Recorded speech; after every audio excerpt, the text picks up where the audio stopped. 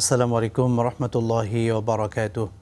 বিসমিল্লাহ আলহামদুলিল্লাহ ওসসালাতু ওয়াসসালামু আলা রাসূলিল্লাহি ওয়া বাদ। দর্শক মণ্ডলী, আপনাদের সকলকে আন্তরিক অভিনন্দন জানাচ্ছি পবিত্র মাহে রমাদানের এই পরন্ত বিকেলে টিভির পর্দায় বিআরবি কেবল নিবেদিত ইসলামিক সমাধান অনুষ্ঠানের সঙ্গে আছি মোহাম্মদ আল আমিন খান। আর আজকে আমরা অতিথি হিসেবে পেয়েছি বাংলাদেশের প্রখ্যাত ইসলামিক স্কলার, বিশিষ্ট ইসলামী চিন্তাবিদ এবং শিক্ষাবিদ ফদিলাতুল শেখ ডক্টর ওয়ালিউর রহমান খান আজহারি হাফিজাহুল্লাহ, সম্মানিত মুহাদ্দিস, ইসলামিক ফাউন্ডেশন বাংলাদেশ। আসসালামু আলাইকুম রহমতুল্লাহ। ওয়ালাইকুম আসসালাম রহমতুল্লাহি ওয়া বারাকাতুহু। শেখ ভালো আছেন? আলহামদুলিল্লাহ ভালো, আপনি কেমন আছেন? আলহামদুলিল্লাহ, আপনাকে অভিনন্দন জানাচ্ছি আজকের আয়োজনে। জি ধন্যবাদ।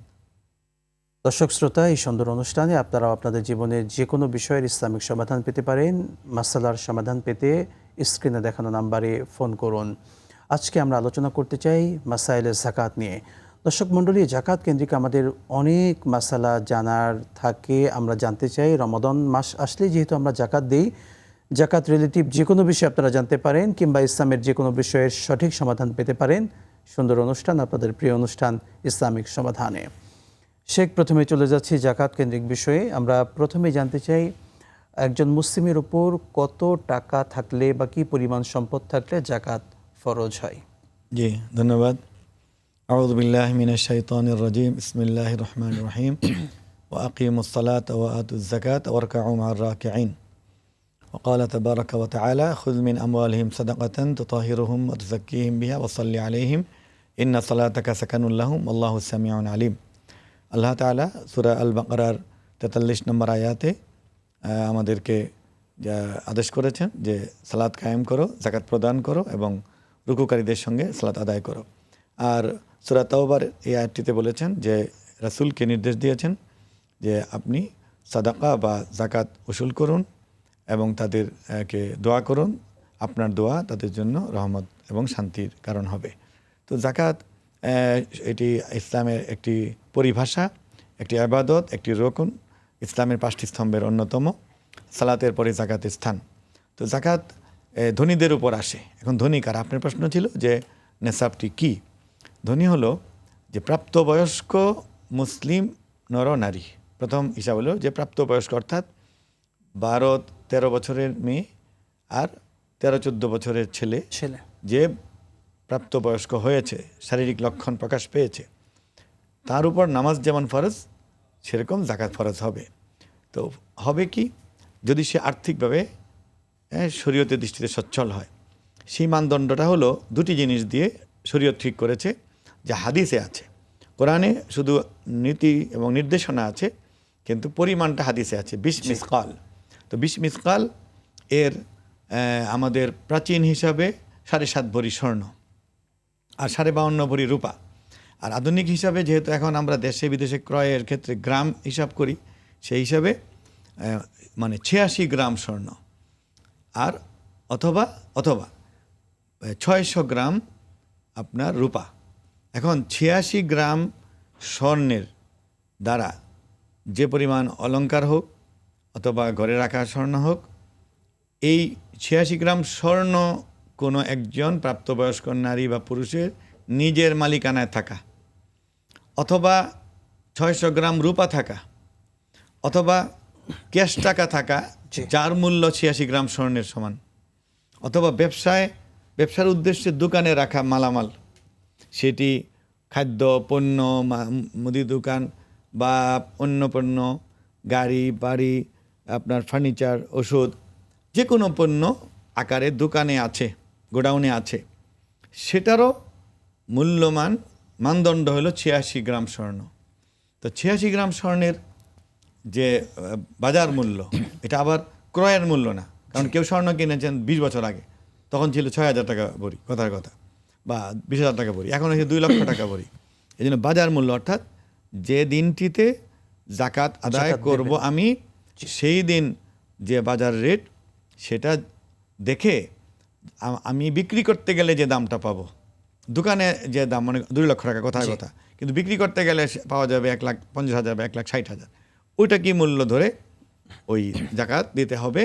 যদি কারো 86 গ্রাম স্বর্ণ অথবা 600 গ্রাম রূপার পরিমাণ এই জিনিসও নেই, এই বস্তুও নেই, টাকাও নেই, তাহলে তার উপর আসবে না।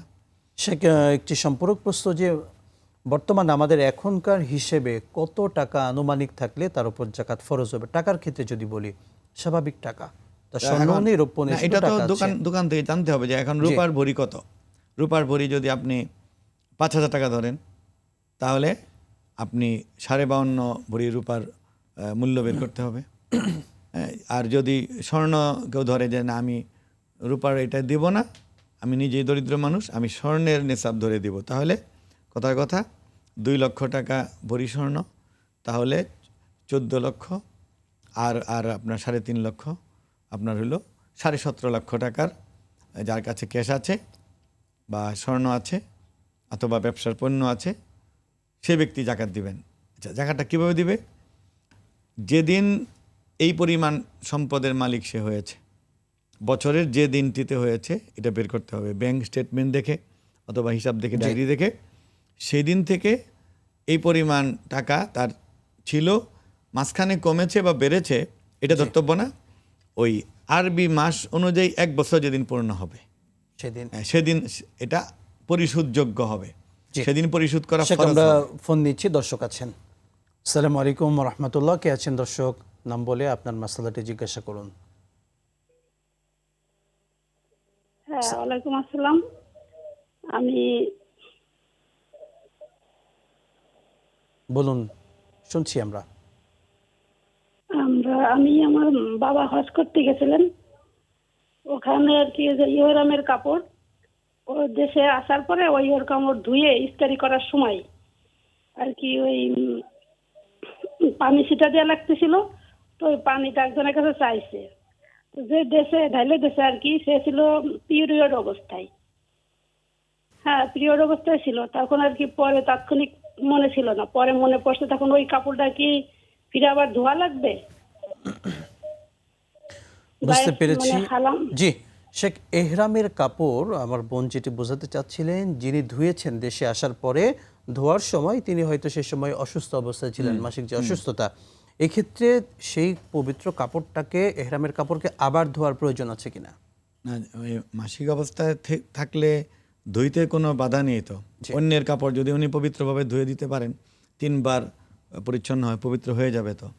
এখন হলো যে মনের একটা তৃপ্তি যে আমরা অন্য কেউ বা আমি নিজে কেন ধুইলাম না, এটার জন্য উনি আবার আরেকবার ধুতে পারেন আত্মতৃপ্তির জন্য।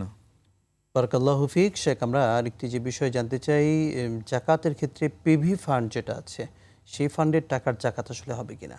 যে সংস্থা বা অফিসগুলোতে ওই পিএফ ফান্ড, মানে এটা কি বলে, প্রভিডেন্ট ফান্ড, এটার কর্তৃত্ব, বিনিয়োগ, হিসাব সব কর্তৃপক্ষের হাতে, সেই এমপ্লয়ির হাতে নয়। এমপ্লয়ি শুধু চাকরি করেন বলে একটা সম্মতি দিয়েছেন যে আমার বেতনের থেকে 5% বা 10% বাধ্যতামূলকভাবে জমা দিতে হচ্ছে। বাকি এটা যেহেতু সরকার বা কর্তৃপক্ষের হাতে, এজন্য এখন এটা জাকাতের হিসাবে আসবে না। যেদিন প্রভিডেন্ট ফান্ড থেকে তিনি কিছু লোন হিসেবে নেবেন অথবা পিএফ ফান্ডের টাকা তাকে হস্তান্তর করা হবে এবং তার পূর্ণ মালিকানা আসবে, সেদিন থেকে, সেই বছর থেকে এটা জাকাতে ইনক্লুড হবে। এর আগে অন্য জিনিসগুলি হবে, এটা হবে না। বারাকাল্লাহ। শেখ, আরেকটি বিষয়, ঋণের পাওনা টাকা জাকাত হিসেবে কেটে দেওয়া যাবে কিনা? এটা কেটে দেওয়া যাবে না। যাকে ঋণ দেওয়া হয়েছে তখন তো ঋণের নিয়তে দেওয়া হয়েছে, জাকাতের নিয়তে দেওয়া হয়নি। এটার একটা পদ্ধতি হতে পারে যে যাকে ঋণ দেওয়া হয়েছে সে দিতে পারছে না, অসহায়, তাকে খবর দিয়ে এনে বা তার কাছে গিয়ে এটা বলা যেতে পারে যে আপনি তো ঋণ দিতে পারছেন না, আমি অন্য একটা খাত থেকে আপনাকে কিছু টাকা অনুদান দিলাম। অনুদান পাওয়ার পরে আপনি যদি ভালো মনে করেন আপনি ঋণ শোধ করতে পারেন। তখন উনি অনুদান হিসাবে তাকে দিয়ে দিলেন, দরিদ্র হিসেবে দিলেন, পরে সে সেটা দিয়ে শোধ করবে, কারণ জাকাত দেওয়ার আগেই নিয়ত করতে হয়।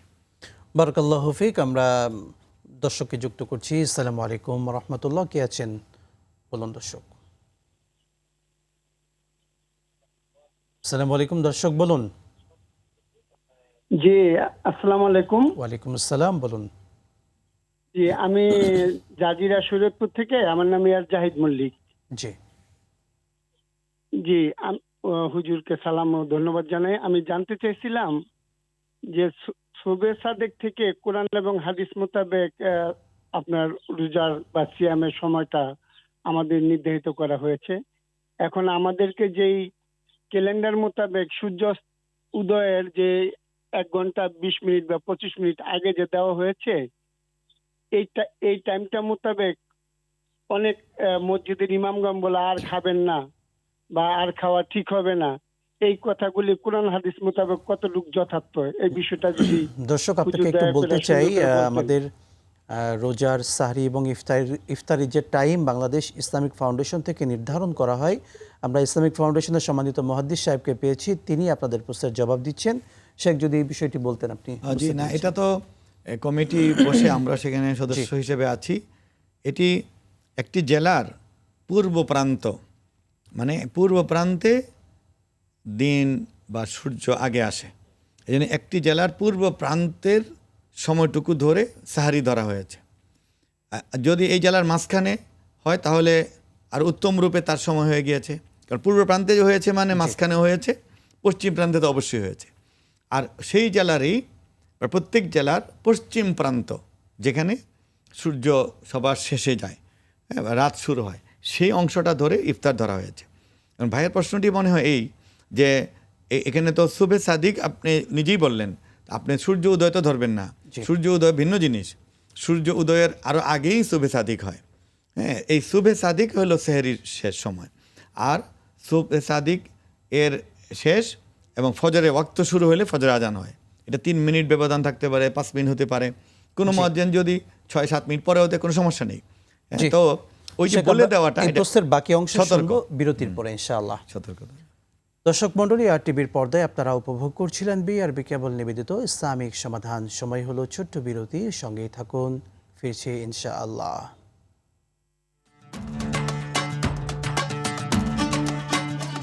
দীর্ঘপথ পাড়ি দিয়ে মানুষের আস্থা পাওয়া দেশের একমাত্র কেবল বিআরবি কেবল, বাংলাদেশের সবচেয়ে নির্ভরযোগ্য কেবল। পুরাতনও নয়, স্ক্র্যাবও নয়, শতভাগ আমদানিকৃত 99.99% পিউরিটি সম্পন্ন উন্নত মানের কপার, আন্তর্জাতিক মান, সেরা ফায়ার রেজিস্ট্যান্স সহ জীবন সাজাতে, জীবন বাঁচাতে বিআরবি কেবলস।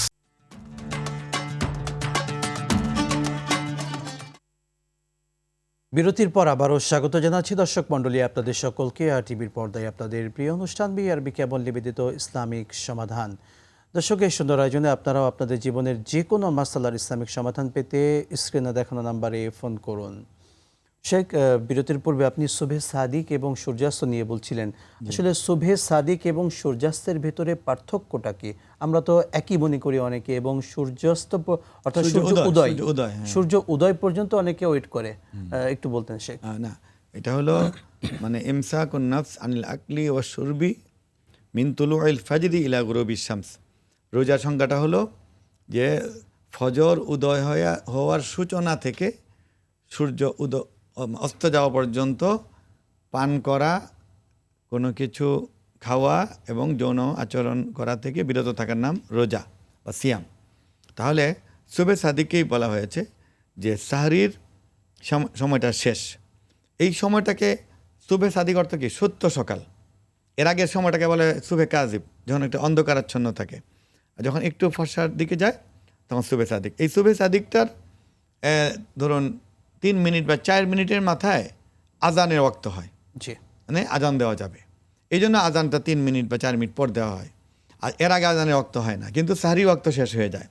আর সাহরি ওয়াক্তটা যেহেতু সব মানুষ ঘড়ির দিকে তাকিয়ে খেতে পারবে না, অধিকাংশ মানুষেরই হয়তো ঘড়ি টাইম ঠিক নেই অথবা দেখবে না, এই জন্য এটা রেওয়াজ হয়েছে বলতে থাকা। তো ইমাম বা মুয়াজ্জিন সাহেবরা মসজিদ থেকে যে খাদেমরা বলেন, এটা তো উপকার করেন যে সাহরির সময় আর 10 মিনিট বাকি আছে, সাহরির সময় আর 5 মিনিট বাকি আছে, অথবা সময় শেষ, এটা বলা নিয়ম আছে। বুঝতে পেরেছি, এটা বলা ভালোর জন্য বলা। বারাকাল্লাহু ফিক। শেখ, আরেকটি বিষয়, ব্যাংক লোন অর্থাৎ হাউস লোন কিংবা ব্যবসায়িক লোন থাকলে তার উপর জাকাত ফরজ হবে কিনা?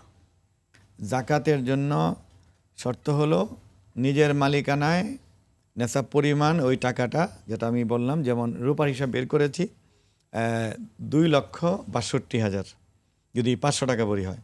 যদি কোনো এলাকা 400 হয়, তা একটু কম হবে, তো এই 52.5 ভরি, অথবা গ্রামে হিসাবে 600 গ্রাম রূপার দাম, যার কাছে আছে তার জাকাত দিতে হবে। এখন কারো যদি লোন থাকে, লোনটা এমন যে কিস্তি করা, হ্যাঁ, যে কোম্পানি বা যে ব্যাংক বা যে ব্যক্তি দিয়েছে সে একটা কিস্তি ধরে দিয়েছে যে আপনি এই বছরে এত টাকা দিবেন। তো এই কিস্তির পরিমাণ এটা যদি তার কাছে সঞ্চিত টাকার চেয়ে বেশি হয় তাহলে জাকাত দিতে হবে না। আর যদি কিস্তির পরিমাণ কথার কথা মনে করুন, কিস্তি হলো তার এই বছরে 3 লাখ, কিন্তু তার কাছে আছে 5 লাখ টাকা, তাহলে বাকি 2 লাখ টাকার তো জাকাত দিতে হবে। জি, তো ঋণ থাকলেই জাকাত হবে না এরকম না, ঋণের দায়ভার এই আরবি বছরে কত সেটা ক্রসিং করবে, সব ঋণ তো ধরতে হবে না।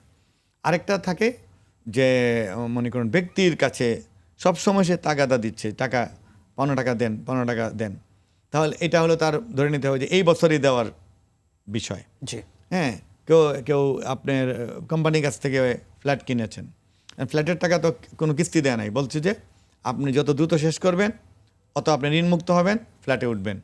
তাহলে দেখতে হবে যে এই ক্ষেত্রে তার 60 লাখ 70 লাখ 1 কোটি টাকা এটা ঋণ হতে পারে। এই ঋণের চেয়ে যদি তার সঞ্চিত টাকা ওই যে 17.5 লাখ অথবা মানে 2,65,000 রুপার হিসাবে কম, তাহলে উনি এই বছর টাকা দিবেন না। জি। শেখ, লোনের ক্ষেত্রে তো আমরা বুঝি একটা হলো ব্যক্তিগত প্রয়োজনের লোন, যেটা হচ্ছে ব্যক্তি জীবন আমার পরিবারকে চালানোর জন্য একটা ইমার্জেন্সি লোন। আরেকটা হচ্ছে শৌখিনতার জন্য লোন, হয়তো ব্যবসায়িক ক্ষেত্রে করছি কিংবা কর্পোরেট লোনের আলাদা হিসাব। জি, সেই লোন এই জাকাতে লোনের ক্ষেত্রে হিসাব আসবে না। কি হবে? এটা জাকাতে কোনো প্রভাবই পড়বে না, কারণ কোটি কোটি টাকার মালিক জি, আরেকটা ব্যবসা খোলার জন্য ব্যাংক থেকে বা বড় কোনো প্রতিষ্ঠান থেকে সে 10 কোটি 20 কোটি 100 কোটি 500 কোটি টাকা নিয়েছে, ওইটা হলো কোম্পানির ঋণ, কর্পোরেট লোন। ওইটা ব্যক্তির জাকাতে কোনো প্রভাবই পড়বে না, কারণ এটা সে রুজির জন্য করে নাই, তার ব্যবসাকে বড় করার জন্য করেছে। জি, বারাকাল্লাহু ফিক। দর্শককে যুক্ত করছি। আসসালামু আলাইকুম ওয়া রাহমাতুল্লাহ। কে আছেন দর্শক? প্রশ্ন করুন। জি হুজুর, আসসালামু আলাইকুম হুজুর। ওয়ালাইকুম আসসালাম, বলুন। মাসুম কুমিল্লা ধর্মপুর। জি হুজুর, মাসুম কুমিল্লা ধর্মপুর থেকে প্রশ্নটি পবিত্র কোরআন থেকে সূরা সাবা আয়াত 28 অধ্যায় 34। আমি আল্লাহ মুহাম্মদ সাল্লাল্লাহু আলাইহি সাল্লামকে পাঠিয়েছি সারা পৃথিবীর নবী হিসাবে, সুসংবাদদাতা, পাপ থেকে সতর্ককারী হিসাবে। আমার প্রশ্ন, সুসংবাদদাতা বলতে এই আয়াতটিতে কোরআন কি বলতেছে? সূরা সাবা আয়াত 28 অধ্যায় 34। আসসালামু আলাইকুম। জাযাকাল্লাহ। ইন্না আরসালনাকা বিল হাক্কি বাশীরাও ওয়া নাযীরা। শেখ, এই আয়াতে বাশীর বলতে, সুসংবাদদাতা বলতে আসলে কি বোঝাচ্ছে যদি একটু বলতেন? আল্লাহ রাসূল সাল্লাল্লাহু আলাইহি সাল্লাম সুসংবাদদাতা মানে দুইভাবে, এক হলো উনি আমাদেরকে আখেরাতে নাজাত, জান্নাতে সুসংবাদ দিয়েছেন, এই একটা অর্থ। আরেকটা অর্থ হলো যে তার কথা মতো অর্থাৎ শরীয়ত মতো জীবনযাপন করলে, ইমানের ভিত্তিতে সালাত, সম, জাকাত, হজ, তেলাওয়াত, জিকির বা আমলে সালেহ, নেক আমল করে যে ব্যক্তি জান্নাতি হবে তাকে সুসংবাদদাতা। তাহলে তিনি সুসংবাদদাতা ইমানদারদের জন্য, আর তিনি সতর্ককারী বেঈমান এবং গুনাহগারদের জন্য, এটা বোঝানো হয়েছে। জি, জাযাকাল্লাহু খাইরান। শেখ, জাকাতের দিকে চলে যেতে চাই। জাকাতের টাকাটা আসলে কাদেরকে দেয়া যায়? জাকাতের খাতগুলো আল্লাহ কোরআনে বর্ণনা করেছেন। সূরা তাওবার 60 নম্বর আয়াতে এসেছে, ইন্নামাস সাদাকাতু লিল ফুকারাই ওয়াল মাসাকিন ওয়াল আমিলিনা আলাইহা ওয়াল মুআল্লাফাতি কুলুবুহুম ওয়া ফির রিকাবি ওয়াল গারিমিন ওয়া ফি সাবিলিল্লাহ ওয়া ইবনিস সাবিল ফারিদাতাম মিনাল্লাহ আল্লাহু আলিমুন হাকিম। এই জাকাত হলো লিল ফুকারা, ফকিরদের, মিসকিন, হ্যাঁ, মানে যাদের ফকির মানে কিছুই নাই। একটা হলো মিসকিন, তার ঘরবাড়ি আছে কিন্তু ওই পরিমাণ টাকা নাই, খাওয়ার বা ইত্যাদির অভাব আছে। তারপরে জাকাত বিভাগে কর্মচারী যারা জাকাত উসুল করে তাদের বেতন ভাতা পুরস্কার দেওয়া যাবে, জাকাত ভালো উসুল করলে একটু পুরস্কার দেওয়া যাবে। তারপর হলো মুআল্লাফাতে কুলুবুহুম, এটা ইসলামের প্রাথমিক যুগে ছিল যে যারা নৌ মুসলিম মানে অমুসলিমদেরকে উৎসাহিত করা হতো। এই খাতটি পরে এজমার দ্বারা বন্ধ হয়েছে যে না, এখন ইসলামের অনুসারী যথেষ্ট আছে, এখন মুসলিমকে জাকাত দেওয়া যাবে না, বরং কেউ যদি ইসলাম গ্রহণ করে, নৌ মুসলিম হয়ে ইসলাম গ্রহণ করেছে, সেই ক্ষেত্রে তাকে প্রাধান্য দিতে হবে। সে যদি দরিদ্র হয় তাহলে তো সে ফকির মিসকিন খাত হিসেবে পাবেই, এই নৌ মুসলিম হওয়ার কারণে একটু প্রাধান্য দেওয়া। তারপর একটা হলো আপনার ঋণে জর্জরিত ব্যক্তি, আরেকটা হলো আপনার যে যে মানে দাস মুক্তির জন্য কেউ কেউ কোনোভাবে বন্দী হয়ে গেল শত্রুর হাতে, শত্রু সেই শক্তি বলল যে এত লক্ষ টাকা দিলে সে মুক্ত, তাহলে এই টাকাটা দেওয়া যাবে তাকে মুক্ত করার জন্য। একটা হলো ফি সাবিলিল্লাহ, আল্লাহর পথে, মানে আল জিহাদ ফি সাবিলিল্লাহ, আল্লাহর পথে সত্যিকার জেহাদ। আমিরুল মুমিনিন অথবা মুসলিম কোনো শাসক, কোনো প্রেসিডেন্ট ঘোষণা দিয়ে যে যে জেহাদ হবে, সেই জেহাদের অস্ত্র, রসদ, গোলাবারুদ, গাড়ি, পোশাক, খাদ্য, দ্রব্য, পানীয় কেনার জন্য দেওয়া যাবে। জি, একটা হলো শেখ। অবনিস সাবিল মুসাফির। মুসাফির হলো যে বাড়িতে ধনী মানুষ কিন্তু এখন এক শহরে এসে এমন দরিদ্র হয়েছে যে তার বিকাশ নাম্বারও নাই, টাকাও আনতে পারছে না, কোনো উপায়ই নেই, তাদেরকেও দেয়া যাবে। সেরকম ব্যক্তিকেও দেওয়া যাবে। বারাকাল্লাহ। আমরা দর্শককে যুক্ত করছি। আসসালামু আলাইকুম ওয়া রাহমাতুল্লাহ, কে আছেন বলুন। ওয়ালাইকুম সালাম রহমতুল্লাহ বারাকাতু। আসসালামু আলাইকুম। ওয়ালাইকুম হুজুর, আসসালাম। আমি একটু জানতে চাচ্ছিলাম, আমার কিছু টাকা আছে ব্যাংকে, মানে সঞ্চয়পত্র কিনা, সেই টাকা থেকে যে লভ্যাংশটা পাই সেটা দিয়ে আমার সংসার চলে। আর আমি চাইছিলাম যে ওইটা না খেয়ে, ওইখান থেকে যে লাভটা পাই ওইটা না খেয়ে আমি ব্যবসা করতে চাইছিলাম। ব্যবসা করার জন্য একজনকে কিছু টাকা দিয়েছিলাম। এখন সেই টাকার পিছনে পিছনে ঘুরতে ঘুরতে আগে 1 বছর আমি টাকাটা ফেরত পাচ্ছি না। বুঝছি। কারণ কি হয়েছে, এখন আমি ওই যে টাকাটা যদি ব্যাংকে রাখি, যে ইয়েটা জি। পাই, ওইটা দিয়ে আমার সংসার চালানো কি ভালো হবে, বুঝতে নাকি আমি পেরেছি শেখ, আশা করি মূল কথা বুঝতে আসলে পেরেছেন। আপনি কোনো একজন ভালো আলেম বা আপনার এলাকার মসজিদের ইমাম খতিব সাহেবকে একটু কষ্ট দিয়ে সাথে নিয়ে আপনি কোন ব্যাংকে কোনভাবে রাখলে শরীয়ত মতো হবে একটু জেনে রাখেন। এরপরে শরীয়তসম্মতভাবে যেটা বিনিয়োগ, সেখান থেকে যে লাভ হবে সেটাতে আপনি আপাতত চলতে থাকেন। তবে আসলে ব্যবসার মধ্যে লাভ বেশি। আপনি নিজের আপন মানুষ দিয়ে নিজে গিয়ে আপনি একটু জমি কিনেন, নিজে গিয়ে আপনি 2টা গাছ কিনেন, নিজে গিয়ে আপনি একটা পুকুর কিনেন, নিজে গিয়ে আপনি একটা এমন সদাই কিনেন যেটা লস না হয়। এই ব্যবসাতে খায়ের বারাকাত হবে। চেষ্টা করতে থাকেন। ক্যাশ টাকা যতদিন আছে ততদিন আপনার উপর জাকাতও আসতে পারে। যদি আপনার টাকা, আমি যেটা বললাম, রূপার হিসাবে 2,50,000 বা 60,000 টাকার মতো হয়, তাহলে কিন্তু আপনি ক্যাশ থাকার কারণে আপনার উপর জাকাতও আসবে। সেই জাকাতও আপনি তো খুব বেশি না, 1,02,000 মাত্র। জি। তো 1,02,000 বা 40,000, 1,000 এই জাকাতটাও দিতে থাকবেন। আর দিলে এটার মধ্যে আল্লাহ আপনাকে বারাকা দিবে, আপনার বাকি ব্যবসা এবং অন্য কাজের মধ্যে বারাকা হবে ইনশাল্লাহ। আর ওই লোকের দরবার করে এবং চেষ্টা করে আপনি পাওনা আদায়ের চেষ্টা করতে থাকেন। যদি সেই পাওনাটা আশা থাকে যে পাওয়া যাবে, তাহলে ওইটা জাকাত দেওয়া। আর যদি মনে হয় যে না, সে প্রতারক দিবে না, তাহলে আর জাকাত দিতে হবে না। জি, বারাকাল্লাহ। আমরা আরেকটি বিষয় শেখ, ব্যবহারিক যে অলংকার সেগুলোতে জাকাত ফরজ হবে কিনা? এটা নিয়ে মুসলিম স্কলারদের বিভিন্ন মত আছে, কিন্তু এটা যে যুগে বলা হয়েছিল সেই যুগে আল্লাহ রাসূল সাল্লাল্লাহু আলাইহি সাল্লামের কাছে একজন মুসলিম নারী তার কন্যাকে নিয়ে এসেছেন, তাদের হাতে অলংকার ছিল, কাকন ছিল। আল্লাহ রাসূল তখন বলেছেন যে তোমার মেয়েকে যে কাকন পরিয়েছ শখ করে আদর করে, তো এটার কি জাকাত দাও?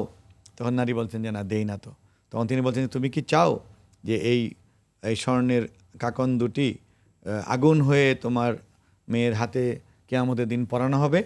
মানে তিনি এটা ধমক দিয়েছেন, অর্থাৎ জাকাত দেওয়া উচিত।